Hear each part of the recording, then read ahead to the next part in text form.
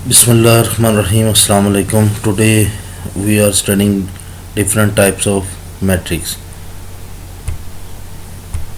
ये वो 12 किस्में हैं जिसको आज हम स्टडी करेंगे, जिसको डीपली स्टडी करते हैं आगे फर्दर.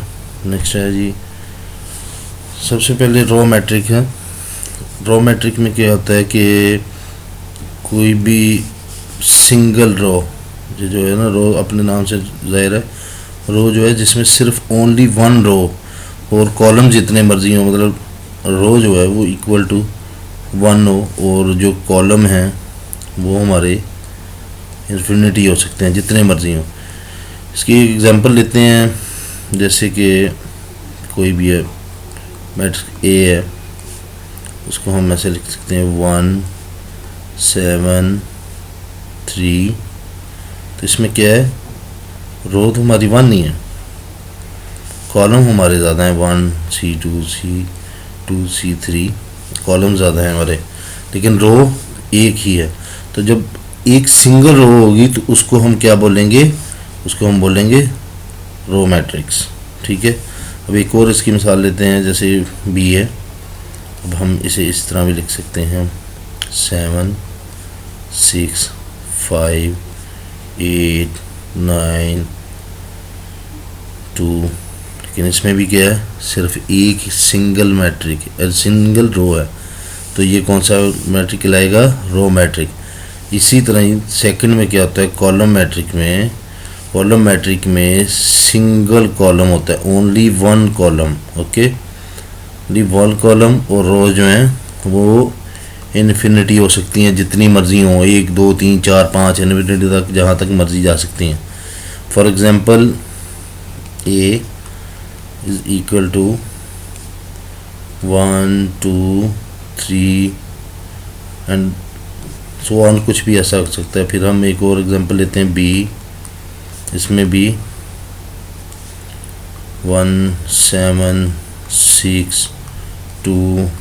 इसमें भी देखें, कॉलम जो हैं वो सिर्फ एक ही है, रो ज़्यादा हैं, रो हो सकती है 4 हैं 5 हैं 1 है 10 हैं, जितनी भी हैं, हमें उससे नहीं है. लेकिन कॉलम जो है वो सिर्फ एक होना चाहिए. अगर सिर्फ एक ही कॉलम होगा तो वो कौन सी मैट्रिक्स कहलाएगी, वो रो मैट्रिक, वो कॉलम मैट्रिक कहलाएगी. और जिसमें सिर्फ एक सिंगल रो होगी वो रो मैट्रिक्स कहलाएगी. मैं एक बार फिर रिपीट करता हूँ, जो सिंगल रो होगी, कॉलम जितने मर्जी हों, उसको रो मैट्रिक कहेंगे. जिसमें सिर्फ एक ओनली वन कॉलम हो, उस रोज जितनी मर्जी हों, वो कॉलम मैट्रिक कहलाएगा. ठीक है. अब नेक्स्ट है जी रेक्टेंगुलर मैट्रिक. रेक्टेंगल से मुराद आप अपने नाम से ही जाहिर है, जिसके अंदर क्या होता है, जो हमारा 4 साइड्स होती हैं. ठीक है. इसमें 2 साइड्स इक्वल होती हैं और जो दूसरी, जैसे इसको मैं लिखता हूँ ए, इसको लिख देता हूँ बी, इसको लिख देता हूँ सी, इसको लिख देता हूँ डी. अब सी डी के इक्वल तो है, ए और बी के इक्वल नहीं है, जैसे एक रेक्टेंगल में होता है. तो इस तरह एक रेक्टेंगल में होता है. ठीक है. इसी तरह से फिर हम क्या करेंगे, अब ए और सी, अब इस तरफ क्या चलते हैं, ये चलते हैं रोज़, और इस तरफ क्या चलते हैं, कॉलम्स. तो इसका मतलब है number of columns and number of rows are not equal. देखिए नंबर ऑफ, अब यहाँ पे क्या कहते हैं, matrix is called rectangular if the number of rows are not equal to the number of columns. मतलब number of rows are not equal to number of columns. ठीक है. जिसमें कॉलम्स और नंबर ऑफ रोज जो डिफरेंट होंगी, जैसे मिसाल लेते हैं, हम ऑर्डर में देखते हैं, ऑर्डर 3/2. अब ये क्या हो गया, number of rows and number of columns. Number of रोज कितने हैं, 3 है, और नंबर ऑफ कॉलम्स कितने हैं, 2 है. इसका क्या मतलब हुआ, ये एक रेक्टेंगुलर है.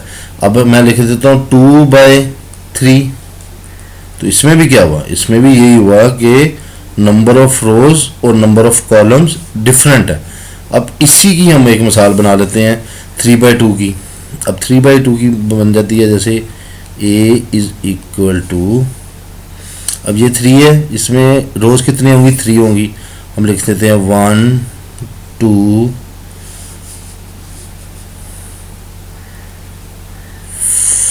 5 6 7 8, ठीक है। अब इसमें देखें, अब नंबर ऑफ कितनी है रोज, R1 R2 R3, 3 रोज हैं और 2 कॉलम है हमारे, कितने हैं, ये C1 है, ये C2 है। इसका मतलब ये हुआ कि नंबर ऑफ रोज और नंबर ऑफ कॉलम्स एक दूसरे के इक्वल नहीं है। जब वो एक दूसरे की इक्वल नहीं होंगी तो वो क्या कहलाएगा, रेक्टेंगुलर मैट्रिक।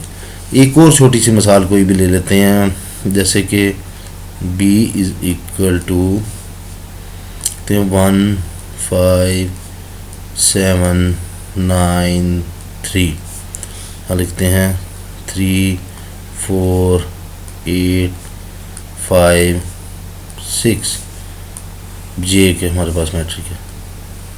इसमें क्या हुआ, R1 और R2 2 रोज हैं और कॉलम्स कितने हैं, 1 2 3 4 5, तो ये क्या बन गया हमारा, ऑर्डर ऑफ 2/5।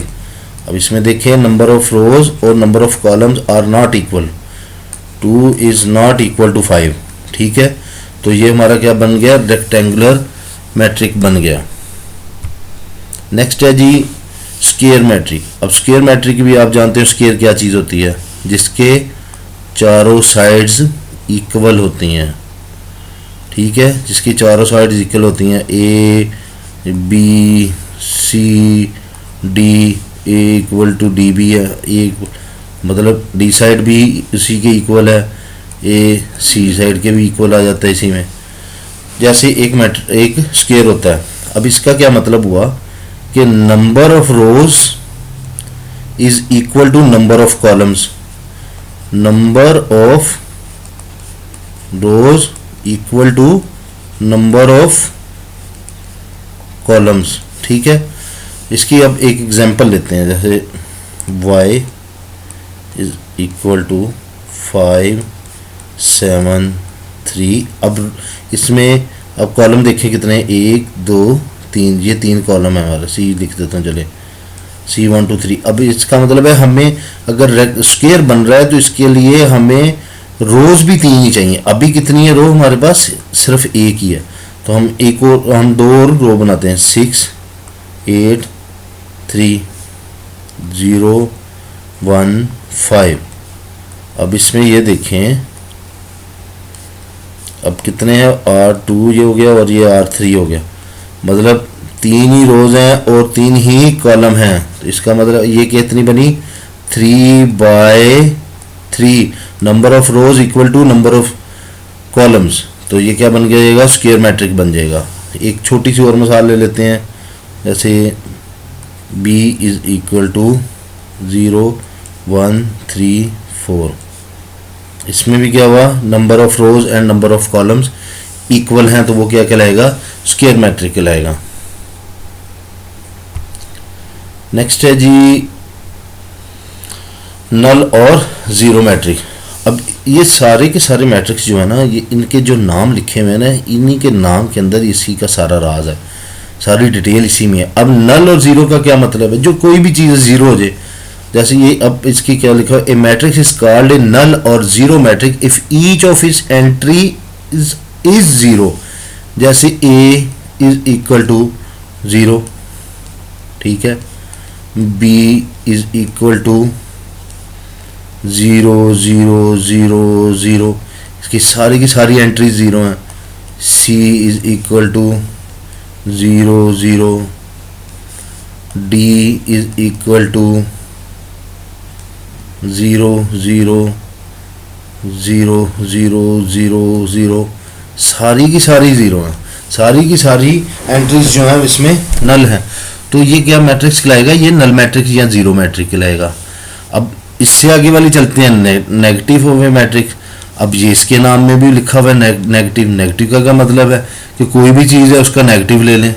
जैसे let A be a matrix, then it's negative minus A is obtaining by changing the sign of all the entries of A. अब इसको मैं समझाता हूँ। ए है, कोई भी एक हम मैट्रिक ले लेते हैं ए, इसको मैं लिखता हूँ 3 0 -5 और 4 लिख लेते हैं, चलें ठीक है। अब इसको मैं सॉल्व करता हूँ, ठीक है। अब इसका अगर हम नेगेटिव लेंगे तो क्या हो जाएगा, दोनों तरफ नेगेटिव आ जाएगा। -1 हम इस तरफ भी माइनस लगा देंगे, इस तरफ भी माइनस लगा देंगे, तो -a इज इक्वल टू, अब ये 3 के साथ माइनस मल्टीप्लाई हो रहा है, 0 के साथ प्लस माइनस कुछ भी हो कोई फ़र्क नहीं पड़ता, -5 के साथ माइनस मल्टीप्लाई हो रहा है और 4 के साथ भी माइनस मल्टीप्लाई हो रहा है, ठीक है। तो ये हमारा क्या बन जाएगा, -3 0 5 माइनस माइनस प्लस हो गया और -4, ये इस मैट्रिक का नेगेटिव मैट्रिक्स कहलाएगा, ठीक है। अब ये ए था और ए का नेगेटिव मैट्रिक क्या हो गया इसकी की ए की। अब देखें ए में यहाँ पे 3 के साथ, यहाँ 3 के साथ क्या था, पॉजिटिव था, यहाँ 3 के साथ क्या हो गया, नेगेटिव हो गया, 0 0 ही रहेगा। फिर -5 है, इस एंट्री को देखें, -5 +5 हो जाएगा, ये +4 है, ये -4 हो गया। तो इस तरह इसकी जितनी भी एंट्रीज होंगी किसी भी मैट्रिक की, उसके जो साइन है वो चेंज हो जाएंगे, ठीक है। एंट्रीज वहीं रहेंगी लेकिन उनके साइन जो हैं चेंज हो जाएंगे जब वो नेगेटिव के साथ मल्टीप्लाई होंगे, ठीक है। नेक्स्ट है जी, ये बहुत ज़रूरी मैट्रिक है, इसमें बहुत से क्वेश्चंस आते हैं, जो transpose of a matrix obtain by interchanging the rose into columns. क्या कह रहा है जी, रोज कॉलम में चेंज हो जाए, या फिर ये और लिखा हुआ है, ठीक है, या फिर columns into rows of a matrix is called transpose of a matrix. मतलब कॉलम या तो रोज कॉलम में चेंज हो जाए, तो या फिर कॉलम रोज में चेंज हो जाए, तो वो क्या कहलाएगा, ट्रांसपोज ऑफ ए मैट्रिक। एक और चीज़ इसमें देख लें कि अगर कोई भी मैट्रिक ए है, जब उसका ट्रांसपोज लेंगे ना, तो जैसे ए के ऊपर हम किसी भी कोई चीज़ की पावर लिखते हैं ना, ऐसे ही इस तरह टी लिखा जाएगा, वो उसका ट्रांसपोज का जो होगा ना वो इस यूनिट से मतलब वो शो करेंगे इसको, ठीक है। अच्छा, अब चलते हैं। अब ये सी सबसे छोटी एग्जांपल है, पहले इसी को हम सॉल्व करते हैं। अब सी है, सी ट्रांसपोज, ठीक है, इसका हम ले लेते हैं और 0 1 इसके ऊपर भी हम ट्रांसपोज लगा देते हैं, ठीक है। अब क्या हो जाएगा जी, अब यहाँ देखिए, number of interchanging the rose into columns, जो रोज हैं वो कॉलम्स में चेंज हो जाएंगी, ठीक है। अब कैसे होंगी, अब ये पहली रो क्या है 0 1, हम इसको लिख देंगे, इसको कॉलम में चेंज कर देंगे 0 1, ये सी का ट्रांसपोज हो गया, ठीक है। सी का ट्रांसपोज क्या हो गया, जो रोज थी वो कॉलम में चेंज हो गई। इसी तरह बी को देखते हैं,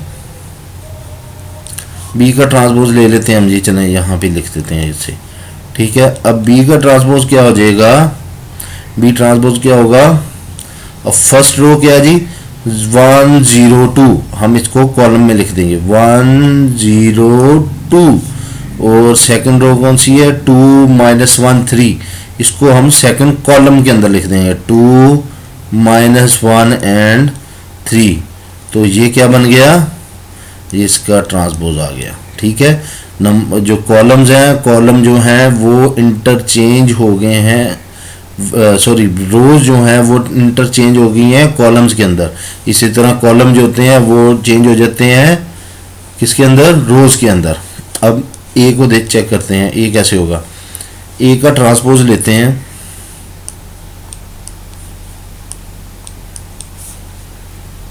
अब गौर कीजिएगा, फर्स्ट रो क्या है, फर्स्ट रो है हमारी 1 2 3, अब इसको पहले कॉलम में, फर्स्ट कॉलम में लिख देंगे 1 2 3। सेकंड रो क्या है जी 2 1 0, इसको सेकंड कॉलम में लिख देंगे 2 1 0। फिर जी थर्ड वन क्या है जी -1 4 -2, तो ये तीसरा कॉलम आ जाएगा हमारा -1 4 -2, ये आ गया जी ए का ट्रांसपोज। ए ट्रांसपोज क्या हो गया, ये हमारा बन गया। ठीक है, हमने क्या किया जी इसमें रोज को कॉलम में चेंज कर दिया। ठीक है, और अब चले, अब ये इसमें वो बता रहा है कि हमारी तमाम की तमाम एग्जांपल जो हैं वो रोज इनटू कॉलम्स गया। एक कोई एग्जांपल अपनी तरफ से लेते हैं जिसमें हम कॉलम्स को रोज में चेंज करते हैं। ठीक है, मैं कहता हूँ जी डी है।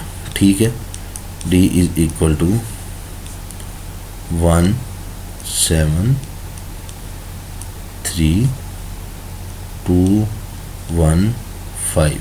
ठीक है, ये है जी। अब हम लेते हैं डी का ट्रांसपोज। अच्छा जी, फर्स्ट कॉलम क्या है जी 1 7 3। अब इसको हम क्या करेंगे, इसको रो में चेंज कर देते हैं 1 7 3। और सेकंड क्या है जी रो, सेकंड कॉलम 2 -1 2 1 5, तो इसको हम सेकंड रो में लिख देंगे 2 1 5। अब ये देखें ये भी सेम आ गया। अगर हम दूसरे तरीके से चलते हैं कि हम रो है, ये हमारे पास रो है, पहली वन है और वन है, हम अभी तो हमने कॉलम इनटू रोज किया ना, तो हम रोज इनटू कॉलम करते हैं, फिर देखते हैं क्या आंसर आता है।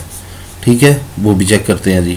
हाँ जी, फर्स्ट रो क्या जी 1 2, इसको कॉलम में चेंज करेंगे 1 2। सेकंड क्या है जी 7 1, हम इसको भी कर देते हैं 7 1। तीसरी रो क्या है जी 3 5, इसको भी थर्ड कॉलम में लिख देते हैं 3 5। अब ये देखें ज़रा, ये दोनों के दोनों सेम है कि नहीं, ये वाला भी और ये वाला भी। जब ये दोनों एक दूसरे सेम है तो इसका मतलब है हम कुछ भी कर सकते हैं, कॉलम को रो में चेंज कर सकते हैं और रो को कॉलम में चेंज कर सकते हैं, तो वो उस मैट्रिक का ट्रांसपोज बन जाएगा। ठीक है, नेक्स्ट है जी सिमेट्रिक मैट्रिक। सिमेट्रिक मतलब हम कोई भी बात करते हैं यार ये इस चीज़ के सिमेट्री है, सिमेट्री मतलब बराबर है या इसी के जैसा है, सेम है बिल्कुल, तो वो क्या कहलाता है, वो क्या कहलाता है, वो फिर हम उसको सिमेट्रिक मैट्रिक कहते हैं जो सेम रहे। ठीक है,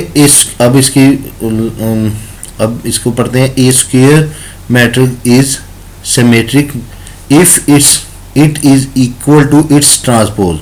मतलब कोई भी मैट्रिक है ए है, जब उसको हम उसका क्या करते हैं, उसका ट्रांसपोज लेते हैं तो इक्वल टू फिर भी यही रहे।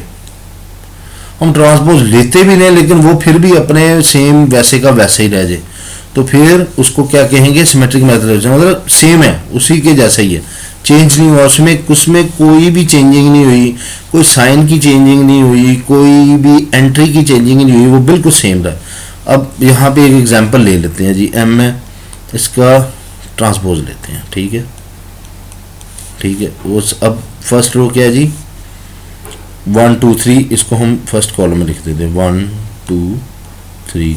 सेकंड रो है जी 2 -1 और 4। Third one is 3 4 0 3 4 0। अब हम चेक करते हैं इसे, चेक करते हैं। फर्स्ट क्या है जी 1 2 3 1 2 3। फिर जी 2 -1 4 2 -1 4। थर्ड वन है 3 4 0। ये कितना है जी 3 4 0। ये एम का ट्रांसपोज और एम दोनों ही सेम है, एम ट्रांसपोज और एम दोनों ही सेम है, दोनों ही सिमेट्री। इसका मतलब है एम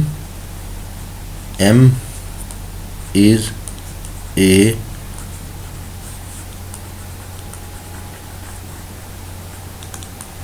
सिमेट्रिक मैट्रिक। ठीक है जी।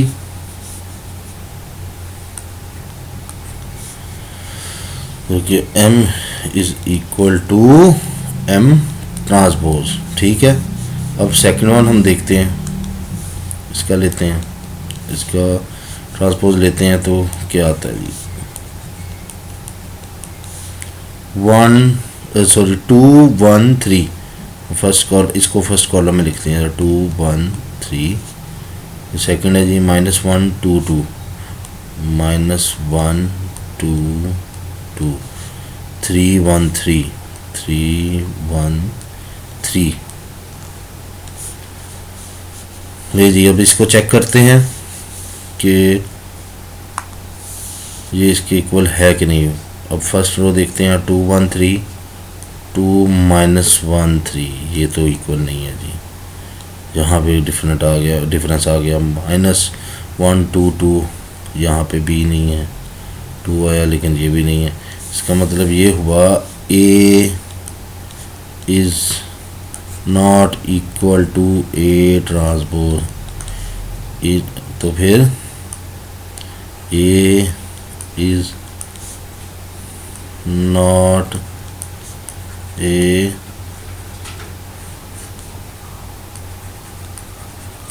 सिमेट्रिक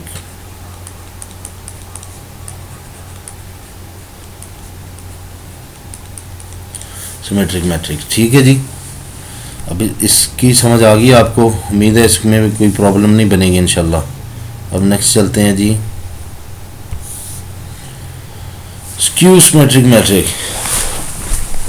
ये होता है जी skew symmetric matrix, A is said to be skew symmetric if A transpose is equal to negative of A।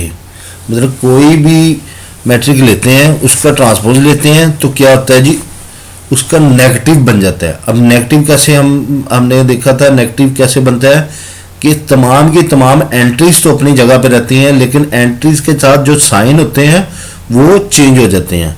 तो हम अब ए को चेक करते हैं कि इसके साइन कैसे चेंज होते हैं। इसका एक बार ट्रांसपोज लेते हैं, फिर देखते हैं कि ये क्या करता है, ठीक है। अब ये हमारे पास ए है, इसको रिमूव कर दें जी।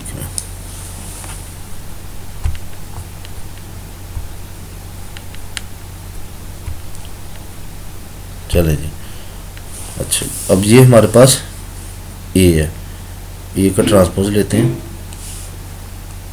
ठीक है। अब देखते हैं इस ये हमारा साथ करता है। 0 फर्स्ट हो गया जी, 0 2 3 0 2 3। सेकंड क्या जी -2 0 1 -2 0 1। और थर्ड वन गया जी -3 -1 0 -3 -1 एंड 0। अब इसको चेक करें, चलिए जी चेक करते हैं। अब यहाँ पे A ट्रांसपोज लिख देते हैं, ठीक है। फर्स्ट में क्या था जी, अब 0 के साथ तो कोई साइन नहीं होता, प्लस हो माइनस हो हमें उससे कोई फ़र्क नहीं पड़ता। सेकंड है जी +2 और फिर +3, यहाँ पे क्या -2 -3। फिर है जी -1 0 1, यहाँ पे क्या आ गया, सॉरी -2, यहाँ पे क्या आ रहा है +2, फिर 0 और 1 था उधर, ए के अंदर 1 था और A ट्रांसपोज में -1 है। फिर A में 3 था, -3 था, A ट्रांसपोज में +3 है। और इसी तरह से -1 था A में और A ट्रांसपोज में +1 है और 0 वैसे ही है। इसका मतलब है कि ये A transpose is equal to -A, तो वो क्या कहलाएगा हमारा स्क्यू सिमेट्रिक मैट्रिक, ठीक है जी। अब इधर इसको भी समझ आ गई होगी। ये थोड़ी सी प्रैक्टिस आपको करनी पड़ेगी, एक एक दो एग्जांपल्स, तो फिर उसके बाद आपको ज़्यादा समझ में आएगी ये बात। जब दोबारा बार बार इस वीडियो को देखें, अगर आपको नहीं समझ आती इस वीडियो को बार बार देखें। अगर उस पर भी नहीं समझ आती तो कमेंट सेक्शन में ज़रूर लिखें, फिर मैं आपको उसका दोबारा से एक वीडियो अलग से बना के तो आपको समझाने की पूरी कोशिश करूँगा। नेक्स्ट चलते हैं जी, diagonal matrix. Diagonal square matrix, अब गौर कीजिएगा इसमें वो क्या कह रहा है जी, a square matrix, square matrix, ठीक है, ए स्क्वायर मैट्रिक, ये ज़हन में रखिएगा कि कोई भी स्क्वायर मैट्रिक होगा उसी का डायगोनल मैट्रिक बनना है, वैसे नहीं बनेगा, ठीक है। और किसी भी, और उसने किसी स्क्वायर मैट्रिक या किसी भी और जो मैट्रिक है, कॉलम मैट्रिक, रो मैट्रिक, किसी का नाम नहीं लिया, स्क्वायर मैट्रिक का ही क्यों नाम लिया है, क्योंकि सिर्फ स्क्वायर मैट्रिक में से ही डायगोनल मैट्रिक्स निकल सकता है, ठीक है। अच्छा, A is called a diagonal matrix if at least any one of entries of its diagonal is not zero, क्या जी, is not zero and non diagonal entries are zero. अब पहला तो सवाल पैदा ये होता है ये डायगोनल है क्या चीज़। अब मैं कोई भी, अब कुछ भी, मैं वैसे ही मिसाल के तौर पे कोई भी एग्जांपल लेता हूँ, जैसे ए है, इसको लिख देते हैं 1 2 3 4 5 6 7 8 और ये हो गया 9, ठीक है। अब इसके अंदर डायगोनल कहाँ से आ गया, डायगोनल होगी ये एंट्रीज, ये वाली जो 45 की डिग्री पे चल रही होती हैं। और नॉन डायगोनल कौन सी होंगी,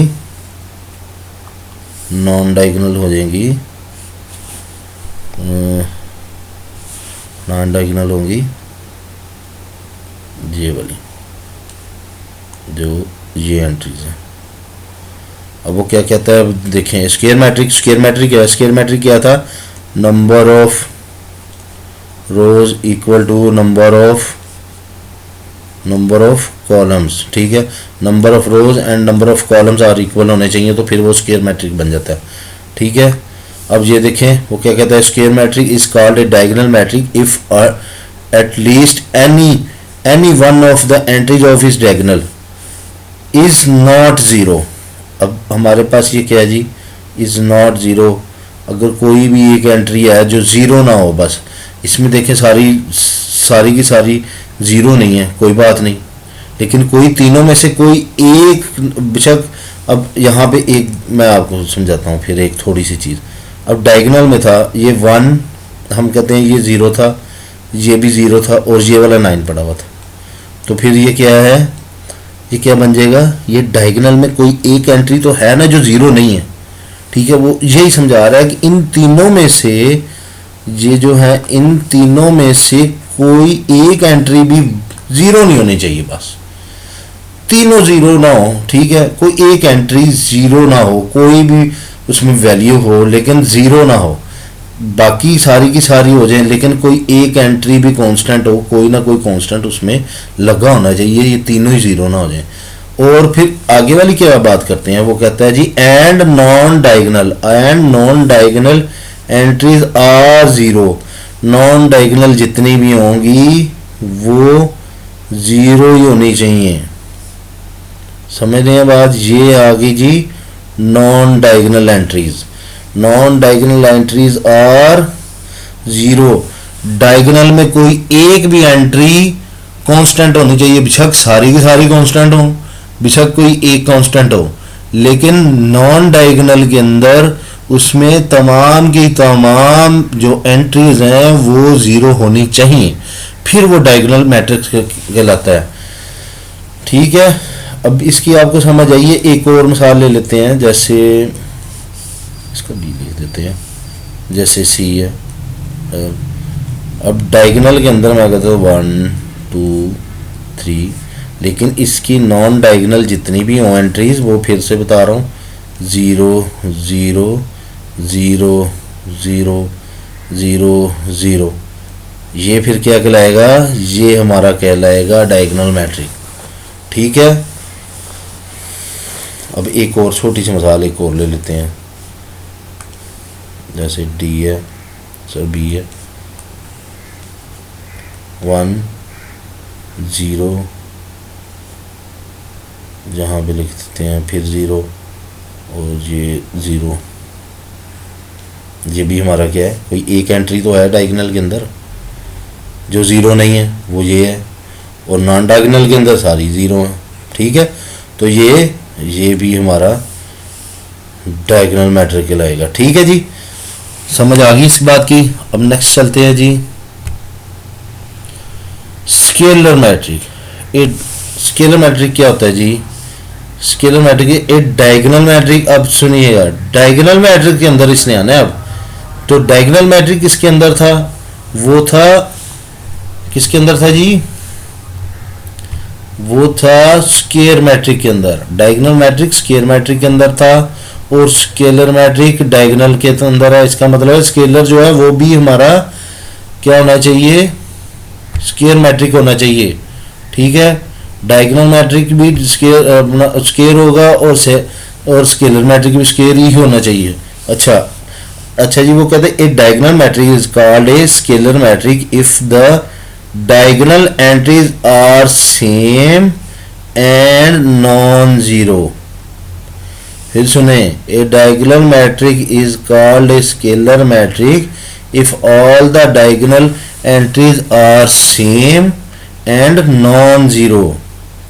अब इसकी हम एक मिसाल ले लेते हैं।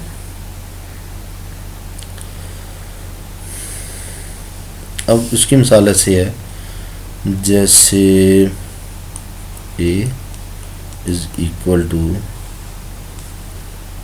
2 2 2 यहाँ पे आ गया 0 0, ये भी 0 आ गया, ये भी 0 आ गया, ये भी 0 आ गया और ये भी 0 आ गया। तो क्या है जी, तमाम एंट्री जो है वो क्या है? वो नॉन डायगोनल एंट्री जो है वो तो 0 है। ठीक है जी, और डायगोनल एंट्रीज क्या हैं? वो हैं सेम, जैसे वो बता रहा है, आर सेम। ठीक है, और एक और भी चीज़ है, ये जो डायगोनल एंट्रीज के अंदर आता है ना, डायगोनल एंट्रीज के अंदर ये ना तो ये 0 नहीं चाहिए, समझ रहे हैं बात? ये जो कांस्टेंट आ रहा है ना, ये इसको ऐसे लिखता हूँ मैं, चले, ये इज इक्वल टू के कांस्टेंट के कांस्टेंट के कांस्टेंट, कोई भी कांस्टेंट है ना, 2 3 4 5 जो भी है, यहाँ पे 0 आ रहे हैं। ठीक है, इस जगह पे 0 आ रहे हैं। तो ये जो कांस्टेंट है ना, ये वाला कांस्टेंट, ये कांस्टेंट जो है इज नॉट इक्वल टू 0 और 1। ये ना तो कांस्टेंट 1 होना चाहिए ना 0 होना चाहिए, कुछ भी हो जाए 2 3 4 5 6 जो मर्जी हो, लेकिन 0 और 1 नहीं होना चाहिए। ठीक है, फिर ये स्केलर मैट्रिक लगेगा। अब सवाल पैदा होता है 1 क्यों नहीं होना चाहिए, तो वो आपको आगे बताते हैं कैसे वो क्यों नहीं होना चाहिए 1। ठीक है, कोई भी कांस्टेंट जो है, अब यहाँ पे लेते हैं b 8 8 0 0, ये भी क्या है? ये भी स्केलर मैट्रिक है। कांस्टेंट जो है वो सेम है। ठीक है, और नॉन डायगोनल जो है वो 0 है। ठीक है, अब इसमें कोई प्रॉब्लम आपको कोई समझ ना आ रही हो, इसमें बहुत इजी है। थोड़ा सा इसमें क्या है, प्रैक्टिस की ज़रूरत है। अगर आप थोड़ा सी प्रैक्टिस करते रहेंगे तो ये इंशाल्लाह बहुत इजी हैं, आपको समझ में आएंगे और नेक्स्ट एक्सरसाइजेज में आपको हेल्प आउट हो जाएंगे। अगर आप ये चीज़ें नहीं देखेंगे तो एक्सरसाइज को सॉल्व करना बहुत मुश्किल हो जाएगा, बल्कि नामुमकिन हो जाएगा। जब इन चीज़ों का पता ही नहीं होगा तो एक्सरसाइज या कुछ भी हम कुछ भी सॉल्व नहीं कर सकते। अच्छा जी, इससे आगे आ जाता है आइडेंटिटी मैट्रिक्स या यूनिट मैट्रिक्स भी इसको बोलते हैं। ठीक है, ए डायगोनल मैट्रिक, अब इसमें देखिए, a diagonal matrix is called identity और unit matrix if all diagonal entries are 1। अब समझ आया मैं क्यों कह रहा था वहाँ पे 0 या 1 नहीं होना चाहिए जो कांस्टेंट है, इट इज डिनोटेड बाय 1 थी आई, सॉरी, तो ये आई भी कहलाता है। ठीक है, देखिए जो आइडेंटिटी मैट्रिक है इसको आई से भी शो कर लेते हैं ऐसे। ठीक है, इसको यूनिट मैट्रिक भी कहते हैं। अब ये देखें, इसमें देखें ये क्या है, डायगोनल एंट्रीज क्या आ रही हैं, 1 आ रही हैं, और नॉन डायगोनल एंट्रीज क्या हैं, नॉन डायगोनल एंट्रीज आर 0, वो 0 की 0 है, और जो डायगोनल एंट्रीज है वो 1 है। जब भी कभी भी ऐसा होगा तो हम उसको, अब एक और मिसाल छोटी सी ले लेते हैं, b इज इक्वल टू, अब सेम है इसकी, क्या ले, 1 और ये 1, ये 0 0, क्या एग्जांपल नहीं है। आप बस इसमें यही है कि आपने डायगोनल एंट्रीज जो है वो 1 होनी चाहिए, नॉन डायगोनल 0 होनी चाहिए। और चलें यहाँ पे सी कर लेते हैं, 1 0 0 0 0 0 और 0, ठीक है। यहाँ 1 आ गया, यहाँ 1 आ गया, यहाँ पे 1 आ गया, फिर 0 0 0 0 0 0, ये सारी की सारी भी इसी वही हैं, ठीक है। ये ऑर्डर ऑफ 4/4 हो जाएगा, और क्या 4 ऑफ 4 ऑर्डर, ठीक है। तो ये हमारा क्या है, आइडेंटिटी यूनिट, आइडेंटिटी मैट्रिक्स या यूनिट मैट्रिक्स इसको बोलते हैं। जी हमारा फिनिश हो गया। उम्मीद है कि आपको इंशाल्लाह इसकी समझ आ गई होगी, और इसकी नेक्स्ट जो वीडियो होगी वो इंशाल्लाह हम इसकी एक्सरसाइजेज को स्टार्ट करेंगे, मुख्तलिफ़ किस्म की इसकी एग्जांपल्स देखेंगे और क्वेश्चंस देखेंगे जिसको हम सॉल्व कर सकें। लेकिन आपने बड़े ध्यान के साथ इसको बार बार देखना है और समझना है और डिफरेंट एग्जांपल्स करनी है, ताकि आपको नेक्स्ट कोई भी क्वेश्चन करना पड़ जाए तो आपको प्रॉब्लम ना बने। आपको तमाम इसकी जितनी भी हैं 12 की 12 जो टाइप्स हैं वो सारी समझ में आनी चाहिए। उम्मीद है कि आपको मेरी वीडियो पसंद आई होगी। इसमें कमेंट्स और लाइक ज़रूर कीजिएगा। ओके, अल्लाह हाफिज़, अस्सलाम वालेकुम।